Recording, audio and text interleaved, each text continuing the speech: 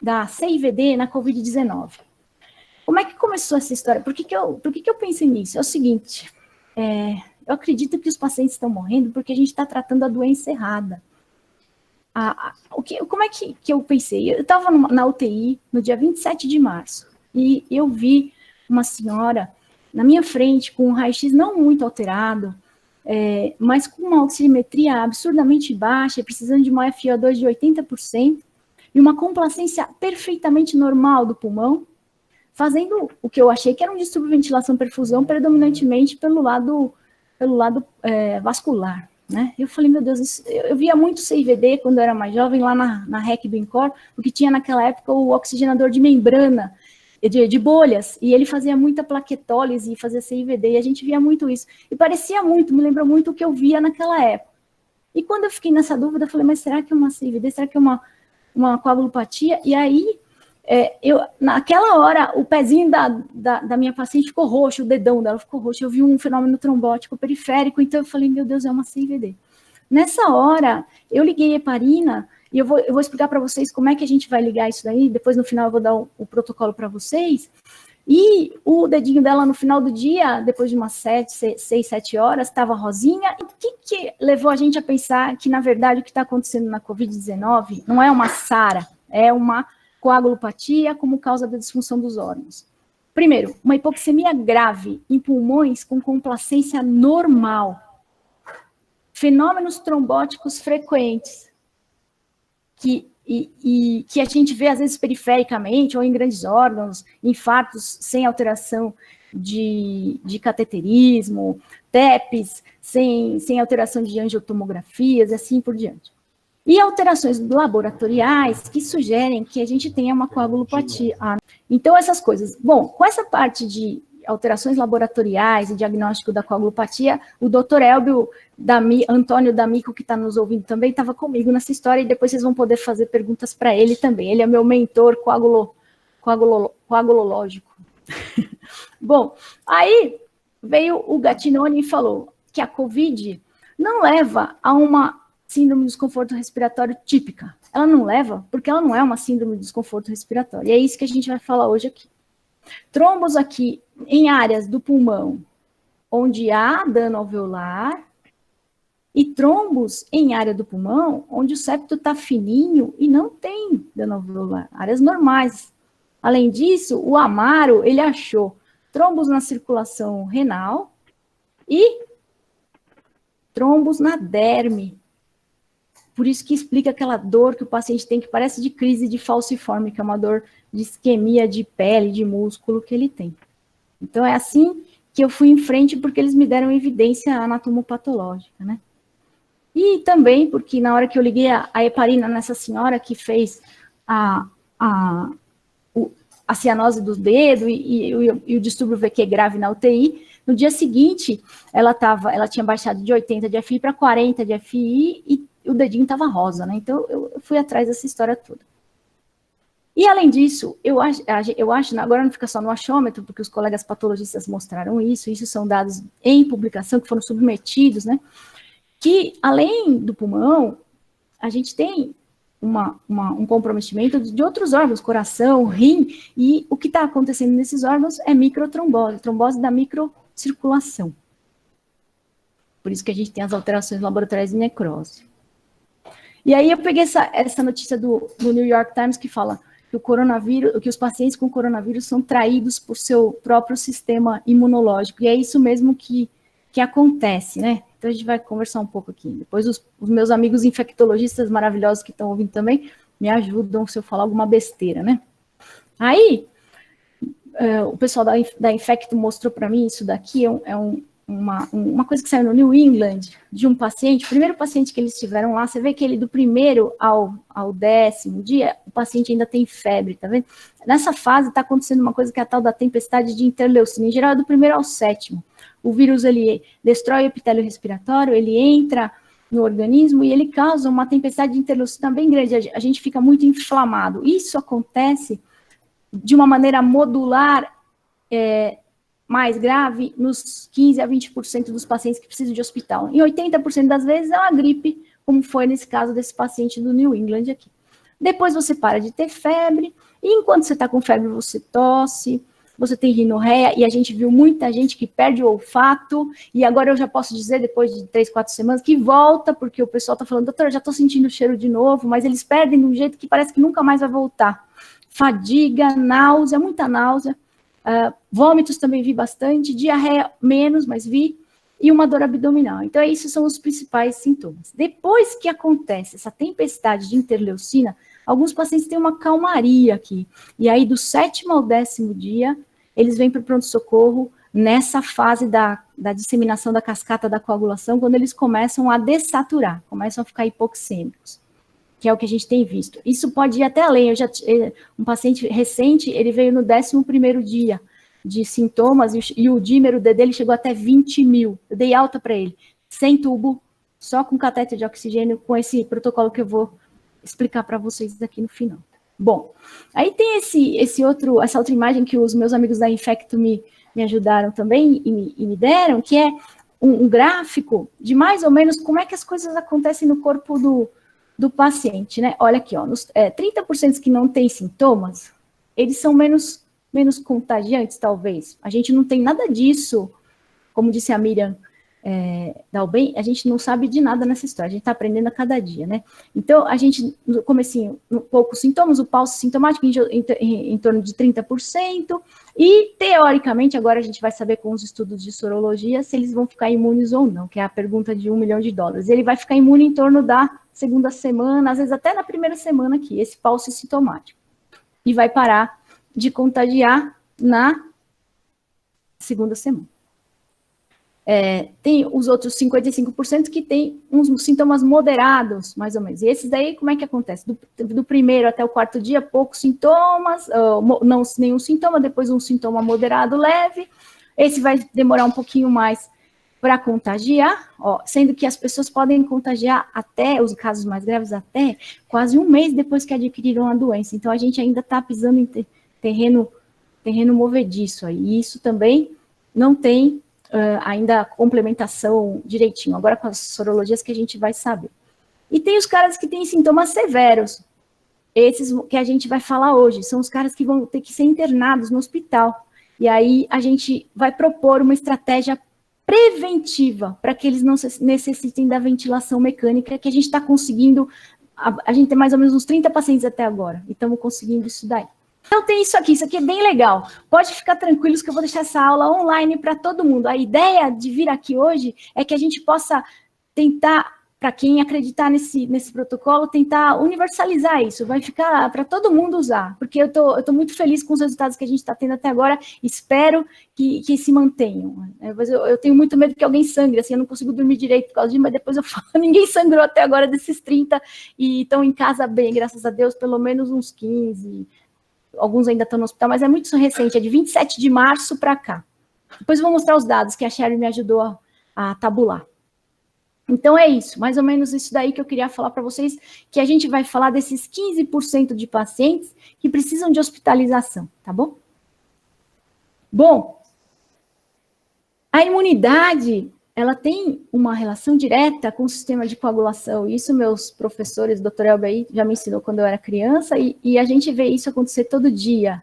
E é por isso, depois dessa agressão imune, por causa de um fator tecidual nesse caso, porque a Marisa me ensinou a ver o epitélio todo cheio de efeito citopático, e foi o único lugar que o pessoal achou efeito citopático do vírus por enquanto, no epitélio respiratório. Os outros órgãos são mais isquêmicos, mas ainda também está em análise alguns resultados, é tudo preliminar, é que por causa da importância disso para o pessoal que está sofrendo nas UTIs, eu fiquei ansiosa para divulgar, mas ainda é preliminar, mas vamos junto pensar. Então, inflamação e coagulação correm juntos. E aí a gente fala dessa história da coagulação intravascular disseminada, né?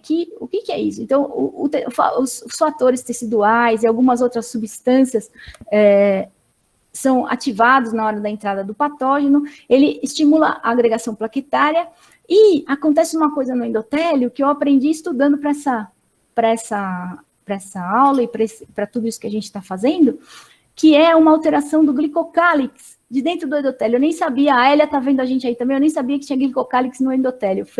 Eu fui estudar isso agora e foi muito legal, porque quem me ensinou isso foi o professor Gregório. Bom, e aí o que acontece? Você tem, então, uma infecção, a infecção leva ao aumento das citocinas e ao aumento desse plasminogênio tecidual. E aí você começa a hipercoagular, tem um estado de hipercoagulação. Isso acontece em algumas infecções. E depois que isso entra numa cascata, tipo uma bola de neve, você vai entrar numa coisa que é chamada de SIC, que é o que aqueles chineses lá falaram, que é a coagulação induzida pela sepse, né, que eles falam. E aí depois você vai para a coagulação intravascular disseminada, que é a fase mais grave, que pode levar à insuficiência de múltiplos órgãos e à morte. A nossa ideia é agir aqui, pertinho da entrada da SIC, antes que a gente vire uma DIC e não consiga mais reverter o processo que virou um círculo vicioso, né? A gente tem alguns indicativos laboratoriais que isso está acontecendo nesses pacientes também. E o que mais a gente tem usado é o dímero D. No comecinho teve um pessoal que falou que o dímero D era só um marcador de inflamação, que não era para olhar para ele. Mas eu vou mostrar para vocês, e como os colegas da China mostraram, ele é um potente indicador de prognóstico e talvez da hora de agir com a anticoagulação em alguns casos, não em todos, mas em alguns casos, né? E as plaquetas, elas ajudam, mas elas podem estar muito aumentadas, a gente pode ver uma plaquetose nesses pacientes, e algumas alterações hematológicas que a gente tem visto com frequência, é uma leucocitose com desvio escalonado para a esquerda e linfócitos atípicos também, que a gente tem visto também. E o fibrinogênio, que, como o doutor Abel me explicou, ele às vezes está muito mais alto do que deveria, e por isso que ele não abaixa ainda no comecinho da CIVD, da SIC, porque ele subiu demais pela hipercoagulação e depois vai descendo aos pouquinhos. Então, olha só, o que acontece? O bichinho o vírus que entra via epitelial, aqui é a membrana basal, o epitélio alveolar está aqui desse lado para baixo. Aqui é o endotélio e aqui é a luz do capilar alveolar. Então, veja só, eu não sabia disso, aprendi agora esses dias, ó. Tem um glicocálix dentro do endotélio. E esse glicocálix, ele é o responsável por esse tapete que deixa o endotélio bem lisinho para você não ter trombose, para você diminuir a mecanotransdução, o shear stress aqui dentro dos vasos. E o vírus, depois que ele faz um aumento das interleucinas, ele faz uma chamada, uma quimiotaxia para os leucócitos, e eles vêm com as proteases, com as coisas, e destroem esse glicocálix. E o endotélio fica desnudo. E aí os fenômenos trombóticos começam, e além disso, todo o ambiente intravascular, ele está hiperativado para coagulação pela tempestade de interleucinas anteriores. Então, nesse ponto, começa a cascata da coagulação. E aí, a gente sabe, os mais velhos pelo menos, adoram a heparina porque ela tem um efeito anti-inflamatório. E eu não sabia direito como é que era esse efeito, mas a heparina tem efeito nesse glicocálix do endotélio. Ela imunomodula a reconstrução do glicocálix e o reatapetamento do endotélio. E ela também, ela entra, quando se dá um processo de coagulação intravascular disseminada, os mastócitos da gente, eles produzem heparina. E a heparina, ela é lançada na circulação e ela entra no vaso e entra no interstício, para facilitar a diapedese, ela dá uma abrida no caminho ali, para o leucócito conseguir entrar no lugar onde ele precisa sair, para ele sair da circulação e entrar no lugar para ele atingir, para ele fazer o efeito dele de soldado da imunidade, né? Então, tudo isso ela faz, e ela ajuda a reatapetar o endotélio de novo, além de abaixar um pouquinho a bola da hipercoagulabilidade. Bom, aí a gente mostra, depois isso foi dia 27 de março que a gente estava pensando nisso, depois de um tempo, acho que uma semana ou duas, esse colega da China, ele fez um estudo retrospectivo de 1.800 pacientes, ele classificou todo mundo aqui direitinho, ele pegou só os graves, muito, muito graves, desses são 449, e ele mostrou retrospectivamente que quem tinha recebido heparina tinha morrido menos do que quem não tinha, mas só se tivesse aquele SIC score, que era o índice de sepsis induced coagulation, bem altão. Quer dizer, no cara mais grave, se ele tivesse tomado heparina, ele teria vivido um pouquinho mais do que o outro. Mas ele não teve um poder estatístico muito animador, mas é um estudo retrospectivo, não teve critérios de quem foi anticoagulado e quem não foi, não é? Aqui tem um esquema dizendo, tá vendo que os caras com SIC mais grave, aqui são os que usaram heparina e os que não usaram, os azuizinhos aqui que usaram heparina morreram bem menos do que, depois de 28 dias de hospital, do que os que não usaram heparina, né? E aí também indicando que o D-dímero era maior nos pacientes que não usaram heparina, mas isso não é linear. Eu vou mostrar para vocês que isso é errático, é só uma pista para a gente que a CIVD está acontecendo. E lembra de novo, isso não acontece em todo mundo. Acontece nos 15% dos pacientes mais graves que precisam procurar o hospital. Ah, outra coisa. Desconfigurou porque eu fiz no Mac, mas tudo bem. Aqui, dá para ver aqui. Isso aqui é sobre a IL-6. A IL-6, ela tem o anti-IL-6, a IL-6 tem um efeito pró-coagulante. Então, provavelmente, o anti-IL-6, que custa, sei lá quantos $1.000, ele tem um efeito nessa síndrome, porque ele tem um efeito anticoagulante, ele freia a cascata da coagulação, e ele talvez dê uma melhorada mesmo lá para frente. Então, mas ele é muito caro para o SUS, e a heparina não é. Então, por isso que eu estou animada para mostrar para vocês isso daí. E outra coisa que o meu colega Dr. Daniel Denzelan me chamou a atenção foi dos efeitos da cloroquina na anticoagulação. E talvez seja por isso que o Trump, e eu não vou falar outro nome, gosta tanto da hidroxicloroquina, porque ela tem um efeito anticoagulante também, pequeno, antifosfolípide, e talvez seja isso que em alguns pacientes que não têm uma CIVD, que o doutor Elber vai explicar depois, que é uma CIVD galopante lá, a OVER, que ele fala, esses pacientes talvez respondam com a cloroquina nos estágios iniciais. Então, ela tem esse efeito anticoagulante. E, além disso, então é isso aí. Essas são as evidências que eu queria mostrar para vocês entenderem por que eu estou animada com esse trial e por que eu quero dividir com todo mundo para a gente botar no SUS mais rápido aqui. Bom, isso é um resultado preliminar do nosso estudo. Então, a nossa população é uma população pequena ainda, gente. São dados anedóticos ainda pequenos, a gente está trabalhando nisso. O pessoal do Sírio está fazendo o protocolo para enviar para a Conep em 48 horas, e eu quero ver quem gostaria de participar com a gente no estudo aqui do HC. A ideia é fazer um multicêntrico, por isso que a gente está conversando aqui hoje. E aí eu vou apresentar o que eu tenho, mas isso eu sei que ainda não tem poder estatístico, eu sei de tudo, só vou apresentar para vocês darem uma olhadinha. Bom, a média de idade dos nossos pacientes é de 58 anos, com um desvio padrão de 16. O tempo de internação, isso é o mais legal, quer dizer, vocês viram que aqueles caras morreram depois de 28 dias, eles sobreviveram. O nosso tempo de internação é de 5 a 7 dias de internação. E o tempo de UTI a gente não sabe ainda, porque alguns pacientes ainda estão em UTI, são poucos. Chamaram a gente para esses pacientes que estão na UTI, depois que eles já estavam na UTI uns 5 a 7 dias. Por isso que a gente acredita no timing. Aí fica mais difícil tirar o paciente da tempestade coagulatória.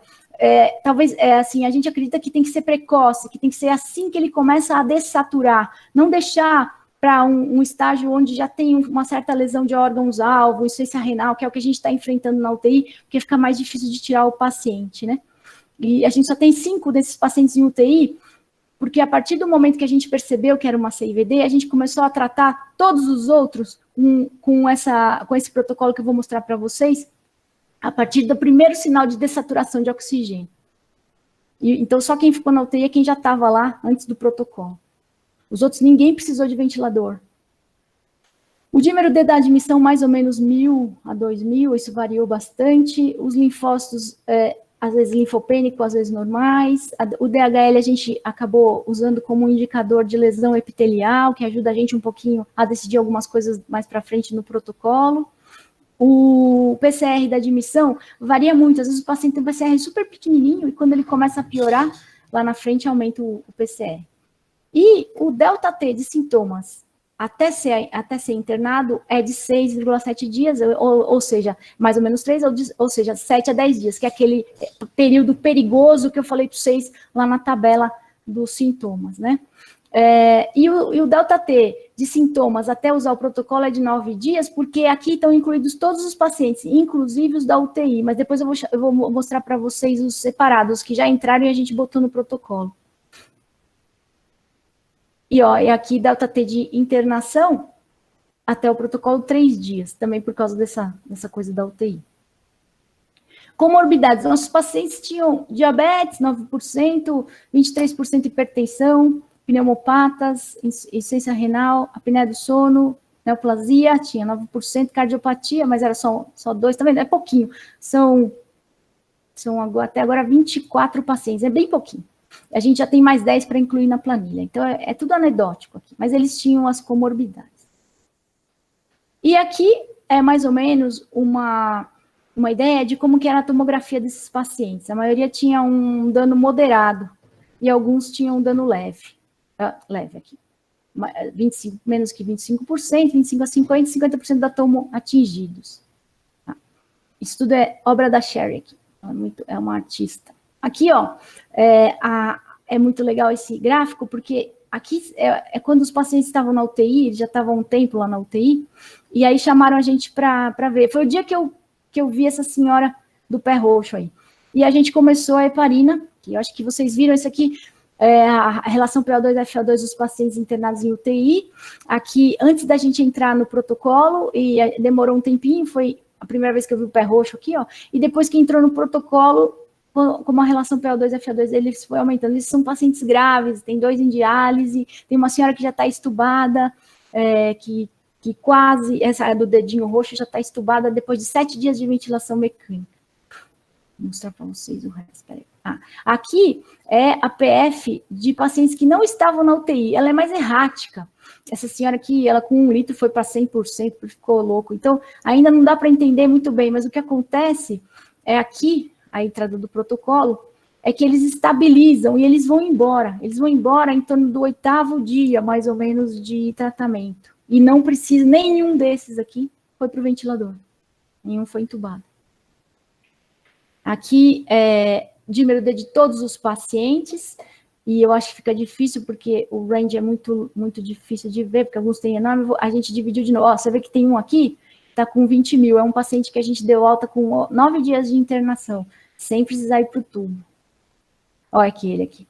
Aqui são, e também tinha um da UTI, um paciente que está na UTI com 20 mil, tem esses outliers, né? E aqui a maioria ficou em torno de 1.000 de dímero D. Aqui é o mesmo gráfico. E aqui, dos pacientes não UTI, tá vendo? Ele tinha também um que tinha 20 mil lá em cima. E se você tirar ele, a maioria dos pacientes ficou em torno de 1.000 até 500. Tinha gente com dímero D normal também.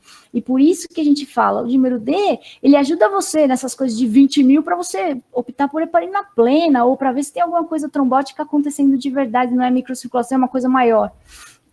Mas ele não é linear com a piora do paciente. O que a gente está usando para entrar com o protocolo é a primeira dessaturação importante do paciente, que ele precisa de oxigênio suplementar. Então aí começa o cabo de guerra, né? É um cabo de guerra. Se o paciente vai para o lado da hipercoagulação, você tenta segurar com o protocolo da gente. E a gente vai chamar de protocolo cabo de guerra aí, ó, o Boris aí.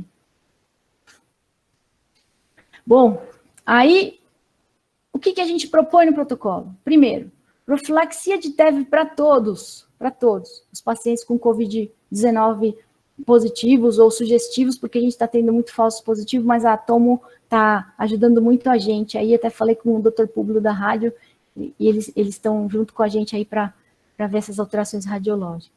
Outra coisa importante, o período da intervenção, ele tem que ser precoce. A gente entra com o que a Bruna chamou de profilaxia dobrada, Clexane 40 mg a cada 12 horas, assim que o paciente mostra os primeiros sinais de hipoxemia, com necessidade de suplementação de oxigênio. É aí que a gente vai começar o cabo de guerra, vai começar a tentar não levar esse paciente para a UTI, a ele frear essa hipercoagulação e ele não entrar em insuficiência de múltiplos órgãos, insuficiência respiratória. Esse é o ponto, é o pulo do gato, diferente de todos os outros trabalhos que estão sendo feitos na literatura, que são no paciente em UTI grave.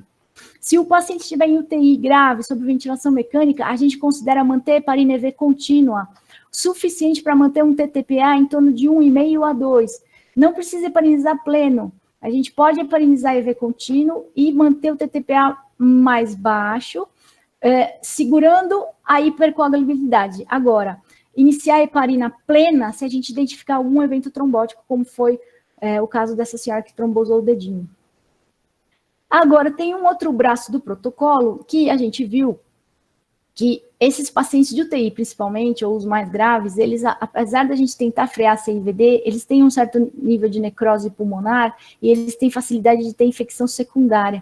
E alguns têm uma ativação da fibrogênese, da deposição de matriz extracelular, que vem depois mesmo, com essa história da tempestade de interleucinas. Nesses casos, que a gente identificou como pacientes com piora radiológica, eles começam a ficar com o pulmão branco, sem elevação substancial do dímero D, então não parece que a trombogênese está controlada. E muitas vezes com elevação importante da PCR e ocasionalmente do DHL, levando a gente a pensar a lesão epitelial, a gente pensa se está tendo esse braço para fibrogênese, se é um paciente que está indo para deposição de matriz no pulmão, ou se ele está tendo uma infecção bacteriana secundária. Então, nesses casos, a gente está dando metilprednisolona 0,5 miligrama por quilo, e não o Decadron, como os estudos estão falando. O Decadron veio porque os colegas que fizeram os estudos, provavelmente, eu acho que é por isso, são anestesistas que usam bastante Decadron, eles têm bastante experiência com Decadron, e a gente que é pneumo sabe que a metilprednisolona para a gente age melhor.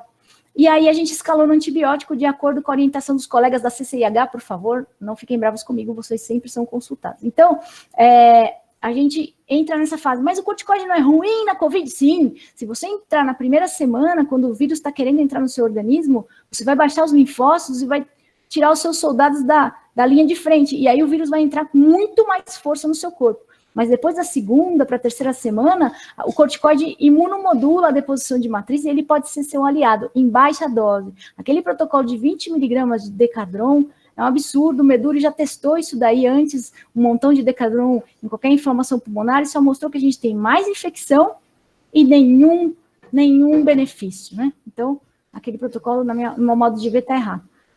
E também estou com medo agora dessa história de plasma, porque se o cara está em CIVD, será que a gente vai dar plasma com fator de coagulação e ele vai trombosar mais? Não sei, fiquem atentos para quem for fazer o protocolo de plasma, porque agora a gente está fazendo tudo que ajuda e então é isso, né? Importante, a gente não observou hemorragia em nenhum paciente desses 24, 30 pacientes até o momento.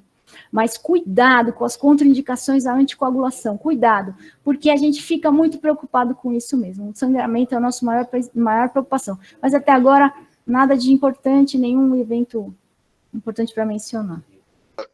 Não seria interessante, talvez, fazer um estudo epidemiológico, os pacientes que tomam anticoagulante de maneira perene, né? Se tiver uma evolução menos ruim da infecção por Nossa, coronavírus. muito legal essa ideia. É difícil fazer isso aqui no Brasil, né? Lá na HC a gente tem um monte de paciente que toma, tal, mas na Inglaterra, que o surto está super alto, podia, de repente, levantar no National Institute of Health lá da Inglaterra, Sim. que eles têm tudo muito tabulado para ver se essa população que toma anticoagulação de maneira perene talvez teve menos incidência de internação e evolução pior, né? O que você acha? Então o Dr. Elber vai falar, que ele é o nosso mentor coagulológico. O Esper tinha falado de estudar esses caras que tomam cloroquina por causa de uma doença reumatológica, se eles também não estão protegidos, porque para a cloroquina agir, a gente precisa pelo menos de um mês. Então, agudamente, é muito pouco o efeito dela. E talvez esses que estão tomando a longo período tenham mais um efeito do que os outros, né? Tem um paciente que estava internado no Ciro, um jurista importante que saiu na mídia, não vou falar o nome, que é paciente de uma colega que é reumatologista. E ele teve internado com complicações de uma cirurgia e pegou o coronavírus. Certo. E ele tomava a cloroquina pela doença reumatológica. Né? Ele teve na UTI internado pelas complicações, né, cirúrgicas, mas infartou e tal. Mas a cloroquina que podia, a cloroquina que ele tomava, enfim, ele não teve uma evolução ruim do coronavírus. Interessante, né, isso? Interessante, o Esper levantou essa bola logo no comecinho, ele falou, isso aí, a cloroquina só se os caras estiverem tomando, é um estudo legal para fazer, e de anticoagulante também. A gente acredita nesse efeito anti-inflamatório da heparina, então eu acredito que esses outros anticoagulantes, talvez, não tenho isso, mas se você já está num efeito de frear a coagulação crônico, né, talvez. Meu medo é que as pessoas saiam comprando anticoagulante, igual fizeram com a cloroquina. Eu morro de medo disso. Até falei pro doutor Elber, a pessoa pode morre sangrando em casa e não vai sarar do coronavírus e vai morrer. Aliás, não vai pegar o corona porque vai morrer sangrando, né? Pelo menos não vai pegar por causa disso, né? Então não pode comprar anticoagulante sem receita médica, e esses anticoagulantes que a gente usou são intra-hospitalares. Eu tô falando isso porque essa apresentação pode vazar para o público leigo e aí é bom falar, né? Tenho medo.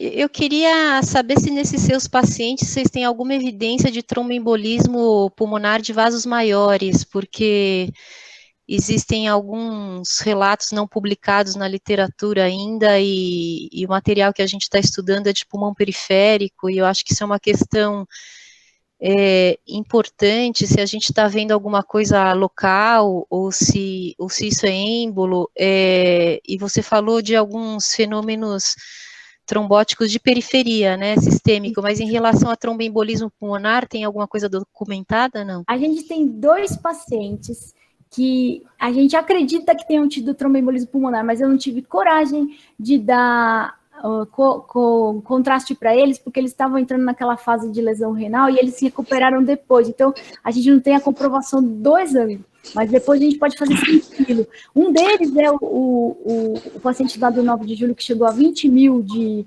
dímero D, e aí entra um problema legal que a gente tem que ver, porque esse cara que fez 20 mil e ele fez uma imagem em cunha no raio-x, assim, típica de TEP, esse eu já falei para ele, você vai tomar anticoagulante 6 meses. E os outros que a gente dá alta, a gente mantém anticoagulante pelo menos 4 semanas, porque a gente ouviu falar de gente que volta e tem TEP, vai para casa, igual aquele menino de 23 anos que morreu lá no Nordeste. Eu acredito que ele foi para casa bem e voltou com TEP. Quer dizer, além de tratar intra-hospitalar, depois da alta, a gente deixa mais 2 semanas a 3 semanas com anticoagulante. Então, esse que fez uma cunha era um TEP. E a outra senhora era da UTI, ela fez uma pressão de artéria pulmonar de 70. E quando a gente entrou com heparina plena para ela, porque era uma evidência forte de ser um TEP, ela agora está com 50 de pressão de artéria pulmonar. Então, eu acho que isso aí é uma coisa legal. Então, eu só queria falar de um caso que eu ouvi falar do Santa Marcelina, que o paciente teve uma flegmasa cerulea dolens, quer dizer, na vigência do coronavírus. Quer dizer, você pode ter, acho que, lesão de vasos maiores mesmo. Né? Tem sim. A gente teve... A minha colega, a Valquíria, da vascular, ela mostrou um paciente que quebrou a perna inteira. Isso. Porque se você deixar a CIVD correr solta, ele vai fazer fenômeno trombótico grave. É que eu acho que como é tão grave no pulmão, porque ali é a porta de entrada, e a Marisa também, ela é modesta, mas ela viu plaquetose dentro do pulmão, um monte de coisa, acho que coagula o pulmão primeiro e o cara morre de insuficiência respiratória antes de fazer tromboses periféricas, mas aí já é achômetro, né? Mas se deixar, coagula tudo. Sim, sim. Sabe o que aconteceu? Em alguns pacientes a gente meio que caiu do cavalo. Essa doença a gente aprende a cada dia, cara, é muito louco. Assim, às vezes o cara vai fazendo a dessaturação e o dímero D dele só sobe no dia seguinte, e aí fica mais difícil para você tirar ele da cascata. Então, como a gente acredita muito, graças ao pessoal da patologia, que o que está acontecendo é trombose, a gente entra quando começa a cair o oxigênio mesmo. E como é uma conduta não muito cheia de coragem, que é um Clexane dobrado, 40 miligramas a cada 12, sem grandes problemas de sangramento, a gente não teve nenhum problema. É uma conduta que eu acho que o custo-benefício vale, e você não fica preso ao valor do dímero D, que em alguns pacientes pode até ficar normal. A gente está com um paciente agora, né, Bruna, internado, que ele está com dímero D normal e ele está fazendo todo o percurso de dessaturação. E a gente entrou com a dose dobrada para ele anteontem e hoje ele já melhorou a oxigenação. Esse era um paciente que claramente iria para ventilação mecânica. Hoje ele está com 1 litro de oxigênio saturando 95. Então a gente não espera o dímero D, ele pode dar um delay. Até a doutora Paula pode falar, porque o doutor Elber está sem microfone. se ela quiser, ou se tiver mais algum colega da hemato que possa me ajudar, porque o dímero D é um indicativo? É, mas ele não é linear, ele não pode ser usado, mesmo nos pacientes que melhoram clinicamente, às vezes ele fica alto muito tempo, então a gente aí não está confiando 100% no valor, assim, num nível, num cutoff, assim, de dímero D. Mas é um indicador legal. A Thaís perguntou se a gente vê plaquetose nesses pacientes. A gente vê plaquetose, sim, e a gente vê... sensação de tosse. Oi? A gente vê plaquetose, sim, e a gente vê também plaquetopenia em alguns deles, é meio errático. Acho que depende da hora que você pega no processo de trombogênese, acho que é isso. Mas o doutor Elber vai me ensinar melhor essas coisas, a gente está aprendendo todo dia, eu estudo com ele todo dia. Ah, sim! A gente tirou um senhor da diálise essa semana, ele foi estubado e saiu da diálise, ele está agora saindo da diálise. E um outro senhor que está na UTI, são os casos mais graves, né, que a gente pegou já com 7 dias de história, porque eles já estavam na UTI, depois que a gente foi chamado e entrou com o protocolo. E tem um outro senhor que ele tem um monte de comorbidades, e ele iria para a diálise anteontem, e ontem os resultados lá dos exames de creatinina dele começaram a baixar, e ele baixou a FiO2 para 35%, e ele começou, e a gente considerou não fazer diálise ontem. Hoje eu não vi como ele tá. A gente tá ainda dia a dia olhando, né? Mas ontem ele tinha melhor. Agora, esse outro foi de alta da UTI estubado, com 8, 9, 10 dias de tubo, porque a gente entrou no 7º. É assim, em torno do 3º dia, depois que você entra com o protocolo, 24 horas você já consegue ver alguma coisa. Mas lá pelo 3º dia você já vê um efeito muito legal. A gente viu alguns casos de BUP lá nas lâminas que a Marisa me mostrou. BUP e pneumonia secundária bacteriana. E a gente tem algumas indicações. Por isso que a gente falou desse corticoide meia boca aí na segunda para a 3ª semana, que é a hora que começa a acontecer a BUP. E não é para dar um montão de corticoide, é 0,5 miligrama por quilo a 1 miligrama por quilo nos casos mais graves, que estiverem detonando o raio-x de uma vez, e não mais que isso. E é metilprednisolona, não é Decadron. A Adriana está perguntando quanto tempo de corticoide. Adri, a gente está fazendo 5 dias 0,5 miligrama por quilo, e daí depois a gente começa a desmamar, assim, 5 miligramas a cada 2 dias, vai tirando devagarinho e tira. Não precisa ser muito tempo, não. É pouco tempo. Fala da BUP aí, Marisa. Qual que é a pergunta? O Bruno falou se tem BUP em algum caso, se você viu algum caso de BUP. Não, então, a gente, agora que a gente já analisou 10 casos, ou está analisando, na verdade, está tudo bem em andamento, mas uma coisa que a gente estava prevendo que fosse acontecer é que os pacientes vão apresentar padrões diferentes de histologia de acordo com o tempo de internação, né? Sim. Então, o que a gente vê é mais um padrão de organização de um dano alveolar do que propriamente a BUP, né? Tem um paciente que tem um padrão meio bupoide assim mesmo, mas é um paciente só.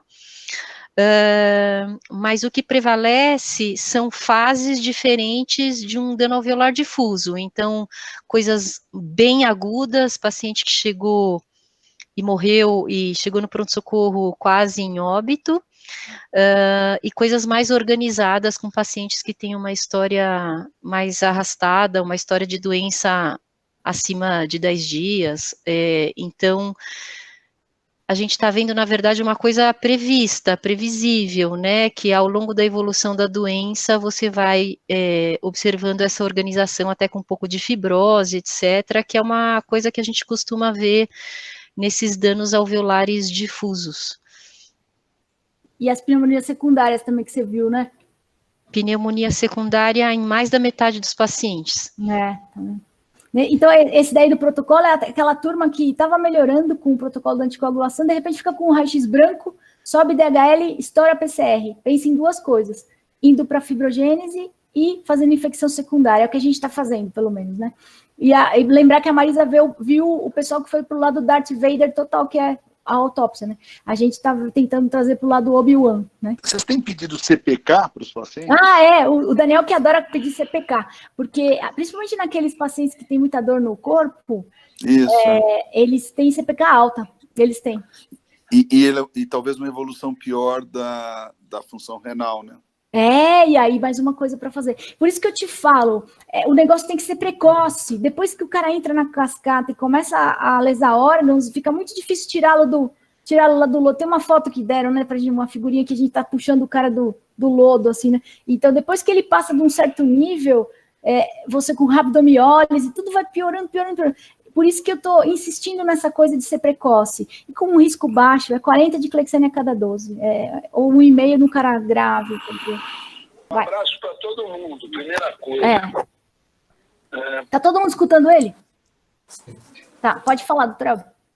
Então, porque ficaram dúvidas em CIVD. Isso. O que você gostaria? O Walter está falando se valia a pena fazer um estudo que visse se os pacientes que tomam anticoagulante cronicamente para alguma outra doença estão protegidos dessa SARS-CoV grave. Pode, né? A gente tem lá no ambulatório da Hemato pacientes que tomam anticoagulante há muito tempo, são os que usam basicamente Marevan, né? Mas tem alguns, mesmo tomando Clexane por longo tempo, principalmente pacientes com câncer, e daria para fazer um estudo e ver qual que é a evolução desses pacientes, né? Se tem maior proteção ou não. Eu acho que daria para fazer. Qual outra? A outra é aquela coisa da cloroquina na anticoagulação, que eu falei en passant, se você quer falar alguma coisa diferente. Cloroquina na anticoagulação? Que ela tem um efeito antifosfolípide, por isso que ela tem um efeito... A minha experiência que eu vejo nos pacientes com síndrome antifosfolípide primária, mas isso também é descrito em SAF secundária, que a cloroquina ela reduz a trombogenicidade. Então, tendo um efeito imunomodulador, ela diminui a reatividade plaquetária, tem trabalho que mostrava a menor disposição de fator tecidual, e com tudo isso a gente reduziria a hipercoagulabilidade, a trombogenicidade desses pacientes. Tem trabalhos que mostraram até que em moças com SAF gestantes, a cloroquina usada, a hidroxicloroquina usada durante a gestação, mas é uma dose menor. A gente usa 400 miligramas uma vez ao dia, né? Então, que essa cloroquina durante a gestação permite uma melhor evolução gestacional, sem menos trombose, sem menos complicações fetais. Então, a cloroquina, a gente costuma usar, eu particularmente costumo usar em situações assim. Pessoas, por exemplo, que têm uma síndrome antifosfolípide primária, vão para um procedimento cirúrgico que pode ter um risco trombótico maior no pós-operatório, e muitas vezes o cirurgião fica preocupado em reiniciar a heparina 24 horas após a cirurgia, né? Então, isso é uma experiência pessoal minha. Eu dou cloroquina um tempo antes, um mês antes, para reduzir, quando o paciente tem síndrome antifosfolípide, só nesses casos. Nesses casos. Eu dou antes, e é isso que eu queria que você falasse, você dá um mês antes, que é para ela ter... Agora, dá na hora que o cara está lá na UTI, pode ser até lesivo, né? Mas isso é muito de observação pessoal. A gente sabe que a cloroquina não funciona rapidamente. Isso. Ela tem uma ação mais lenta. Então, eu não sei, assim, nessa situação. Tem um artigo, isso que eu estava te falando, que queria que todo mundo visse, tem um artigo que foi publicado agora no Journal of Thrombosis and Thrombolysis. É um artigo chinês, onde ele comparou o perfil de coagulação em pacientes com SARS, então com a Covid-19 e a outra SARS, a anterior, com pneumonia grave. Então, o que eles mostram? Eles mostram que esses pacientes têm um perfil de coagulação um pouco diferente. Eles mostram que as plaquetas não caem demais nesse SARS-2. Isso, então, aí, Thaís. Assim, o doente ficava aqui, ó, tá na minha frente. A Thaís que perguntou isso aí. 215, mais ou menos 100, 215 mil, mais ou menos 100 mil plaquetas para os doentes Covid-19 e para os outros 188 mil, mais ou menos 98 mil, né, mais ou menos 100 mil. O que eles mostram nos dois? Que existe um aumento do dímero D. Então, o dímero D, nesse trabalho, onde tem aquele Dr. Tang chinês... o Tang está famoso. Então, o Dr. Tang, ele põe uma observação muito interessante, que ele fala assim, que ele estratificou, então, a associação entre o tratamento com heparina e a evolução em pacientes estratificados de acordo com o dedímero foi avaliada. Quando o dímero D era superior a 3 microgramas por ml, né, então 6 vezes o limite superior do normal, porque a gente usa muito 500 unidades, mas tem métodos laboratoriais que põem como 0,500, né? Então, como outro método laboratorial.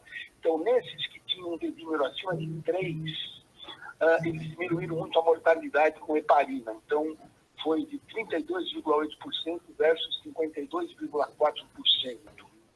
Porém, no grupo que não era Covid-19, eles não acharam diferença. Qual o problema que eu estou vendo nesse trabalho? A heparina foi só dada para os casos que eles classificaram como Covid grave. E o Covid grave, o que era?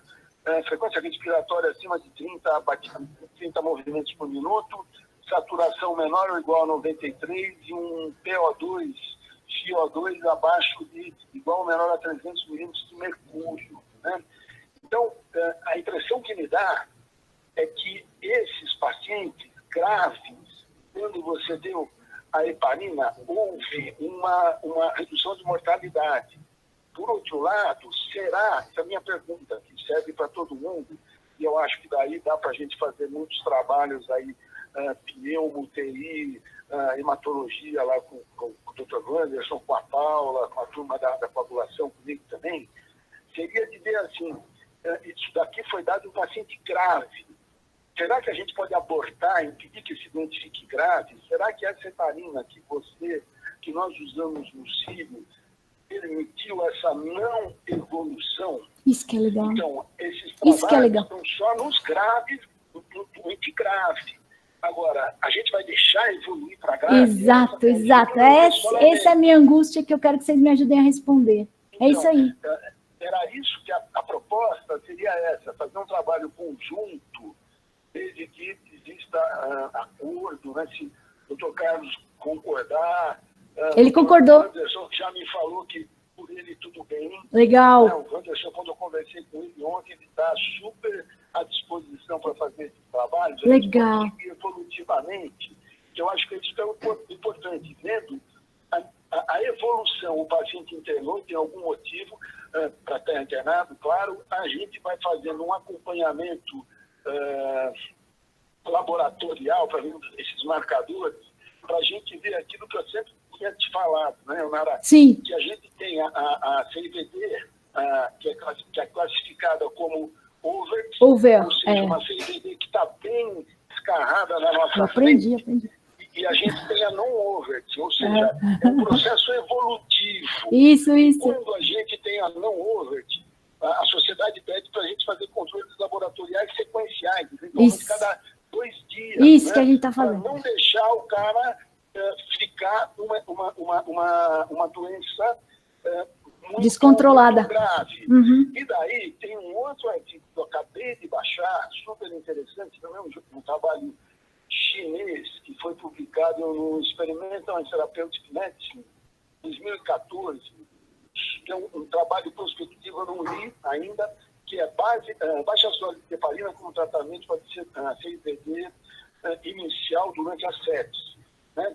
Então, eu acho que tem tudo isso em aberto para a gente poder ver se realmente a heparina está tendo toda essa bola, se era tudo isso mesmo, ou se é um tratamento que não vai ser mais uma opção terapêutica que talvez não sei, daí a gente comprovar que ela funciona realmente. É legal a gente comprovar. Bom, gente, então eu agradeço à professora Nara pela apresentação. Acho que todas as ideias que surgirem no meio dessa crise que a gente está passando são muito bem-vindas aí para a gente entender o que está acontecendo com os nossos pacientes. E muito obrigado a todos pela participação. Tchau.